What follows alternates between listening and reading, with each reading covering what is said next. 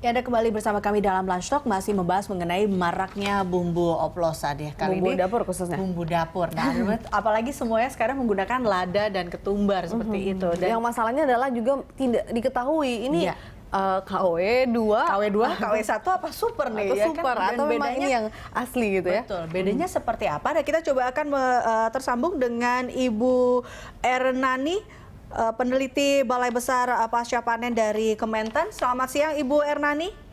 Selamat siang. Ya, selamat siang Bu. Ya, Ibu Ernani, selamat siang Ibu. Iya, selamat siang. Halo? Ya, halo Ibu Ernani. Ibu Ernani, ini Anda menjadi salah satu saksi ahli terkait dengan lada atau bumbu dapur oplosan ini yang kita ketahui ada di lada dan juga ketumbar. Nah, ini kalau tadi kita lihat beberapa gambarnya ditemukan juga oleh pihak polisi ada lada dengan kriteria ataupun dengan taraf yang standar, super, KW1, KW2 dan juga beberapa hal lainnya. Nah, ini berdasarkan penelitian Anda ataupun hasil dari pemeriksaan gitu ya? Anda atau penemuan Anda, ini seperti apa sebenarnya penemuannya? Itu begini Bu ya, itu ladanya kan yang lada bahan itu, mungkin Ibu udah lihat ya agak lebih kotor gitu ya, lebih nggak bagus. Nah kemudian itu diproses dengan menggunakan yang peroksida dan natrium metabolisat bikarbonat, sehingga dihasilkan itu lada super KW1 dan KW2 gitu. Itu hasil pengolahan dari penggunaan pemutih itu tadi. Itu maksud mencampurnya untuk apa sih Bu sebenarnya? Sebenarnya untuk meningkatkan kualitas Bu ya. Kualitas dalam hal apa ini Bu? Secara visual Ibu bisa bandingkan gitu. Secara visual itu bisa dibandingkan lada bahan itu agak kurang baik ya, dan tidak putih, tidak bagus gitu ya. Nah itu artinya berkorelasi secara positif dengan harga. Ya, jadi kalau misalnya dia lada putih, bila dilakukan pengolahan secara baik dan benar, itu biasanya hasilnya ya agak putih gitu. Jadi bila dibandingkan dengan lada yang diproses oleh pengusaha tersebut gitu. Oke, tapi sebenarnya Bu, kalau Ibu melihat dari kadar yang dicampurkan ke bahan-bahan atau bumbu dapur ini sendiri, seberapa bahaya sebenarnya dampaknya bagi masyarakat yang mengkonsumsi bumbu dapur itu? Kalau hasil dari analisa dari Bareskrim kemarin Bu ya, itu artinya residunya cukup tinggi di situ, sekitar 7,5% kalau nggak salah itu.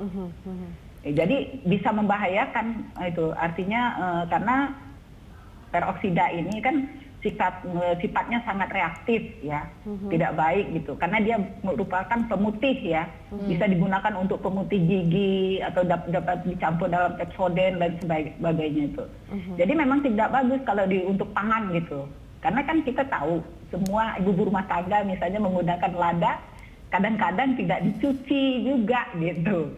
Jadi artinya misalnya gini, kalau seorang ibu rumah tangga menggunakan lada tersebut untuk misalnya membuat bumbu untuk sop gitu kan, kadang-kadang yang ada yang alfa misalnya dengan tidak mencuci dulu lada yang akan digunakan, baru digerus gitu loh. Jadi dampaknya takutnya itu memang tidak seketika, jangka panjangnya tidak bagus gitu bagi kesehatan.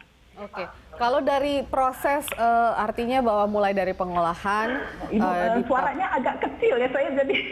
Oke. Ya Ibu Ernani ya, benar. Ibu Ernani Hernani ya nama saya. Baik, Ibu Ernani, suara kami jelas Ibu? Ya, sekarang jelas agak besar.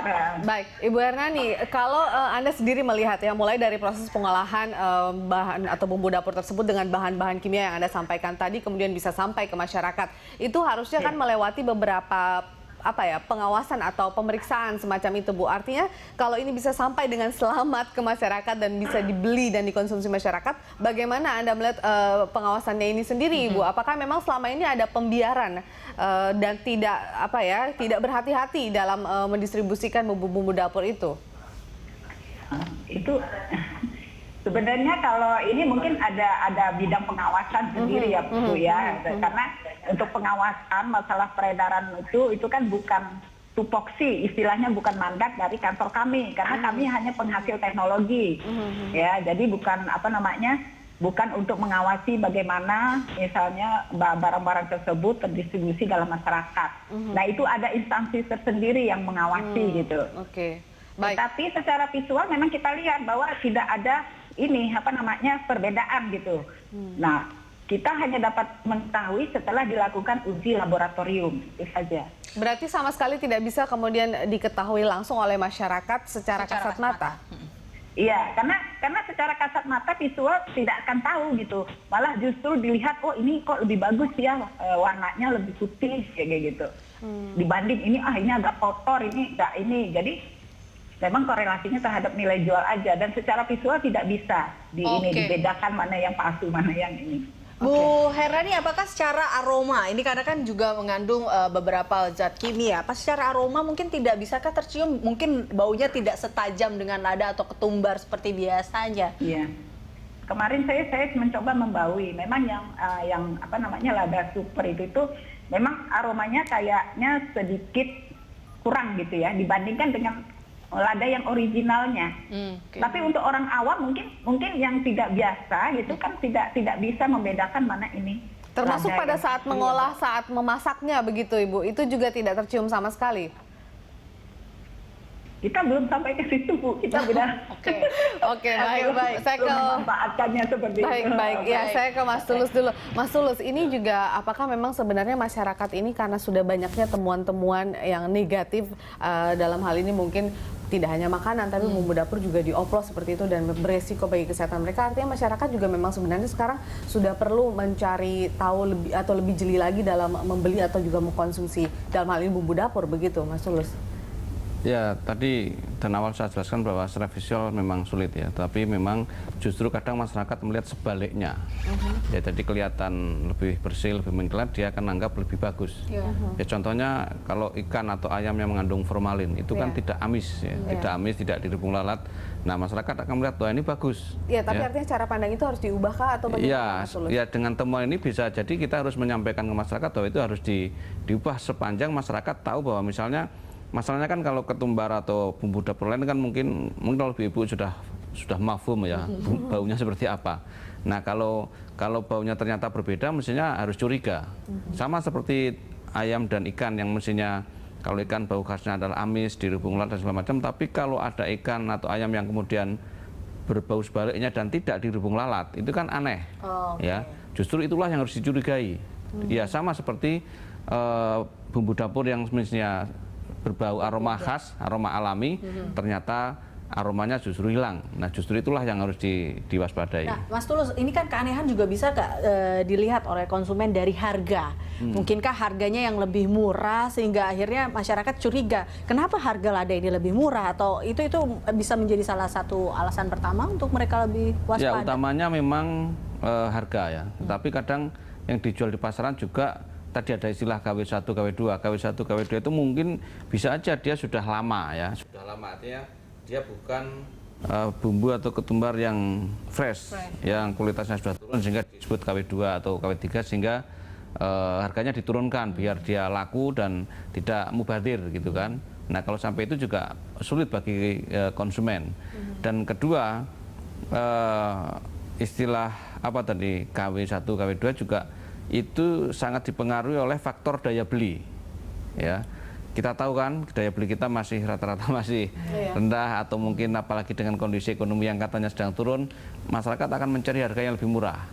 Nah, kalau ada harga dua komoditas yang berbeda dengan harga lebih murah, mayoritas mungkin akan memilih harga yang lebih murah, ya, tanpa memperhatikan ini KW berapa, KW3 yang penting murah. Ini yang saya kira faktor daya beli menjadi sangat berpengaruh terhadap kualitas, ya, pengaruh terhadap perilaku konsumen di dalam membeli sesuatu.